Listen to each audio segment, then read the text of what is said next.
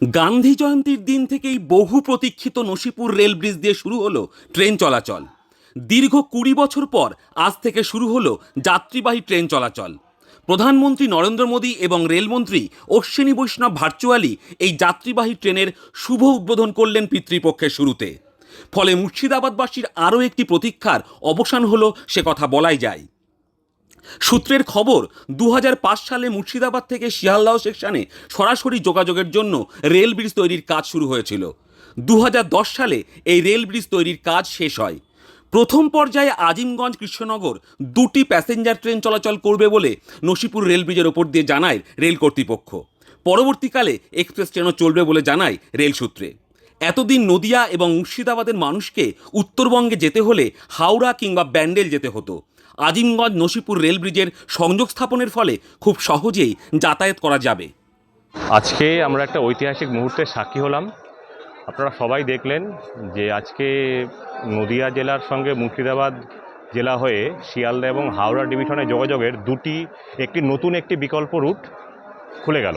এতদিন পর্যন্ত ওই সিসিআর সেকশন অর্থাৎ ডানকুনি সেকশন এবং নৈহাটি ব্যান্ডেল দিয়েই শিয়ালদা এবং হাওড়ার সঙ্গে যোগাযোগ হতো। এখন আমাদের মুর্শিদাবাদ জেলার নসিপুর ব্রিজের মাধ্যমে মুর্শিদাবাদ এবং আজিমগঞ্জ এই দুটো স্টেশন যুক্ত হয়ে গেল।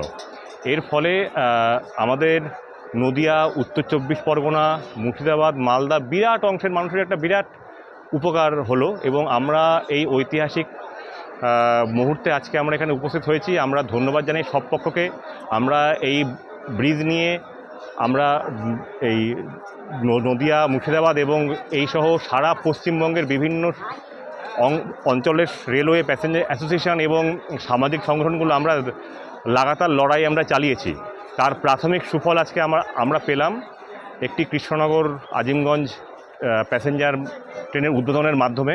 আমরা আশা করব আগামীতে আরও অনেক ট্রেন এখান দিয়ে চলবে এবং নদিয়া এবং মুর্শিদাবাদের যে পরিবহনের যে সামগ্রিক যে মানচিত্র বা সামগ্রিক যে সিস্টেমটা আছে এটা আমূল বদলে যাবে। এই ট্রেনটা চলার জন্য কোন কোন পথে মানুষ পাবলিক যেতে পারে বা কী কী সুবিধা আছে? এই ট্রেনটা চলার জন্য মুর্শিদাবাদের আজিমগঞ্জ থেকে মুর্শিদাবাদ, বহরমপুর, বেলডাঙ্গা, নদিয়ার পলাশী, দেবগ্রাম, বেথুয়াডৌড়ি হয়ে কৃষ্ণনগর পর্যন্ত ট্রেনটি আসবে। ট্রেনটির রুট হয়তো ১০৩ কিলোমিটার, কিন্তু ট্রেনটির যা টাইম শিডিউল আছে তাতে আমরা বিভিন্ন জায়গার যারা মানুষ তারাও এখানে এসে ট্রেনটি ধরতে পারবে এবং ট্রেনের যে টাইমিংটা যা দেওয়া আছে আমি দেখলাম যে যখন রেগুলার সার্ভিস হবে সন্ধ্যে ৭টা ৩৫-এ কৃষ্ণনগর থেকে ছাড়বে। কিছু কম বেশি হতে পারে। মোটামুটি ১০টা নাগাদ ঢুকবে হচ্ছে আজিমগঞ্জে এবং আজিমগঞ্জে 10টার সময় যদি ঢুকতে পারে তাহলে আমরা আজিমগঞ্জ থেকে আমরা কামরূপ এক্সপ্রেসটা আমরা পেতে পারি।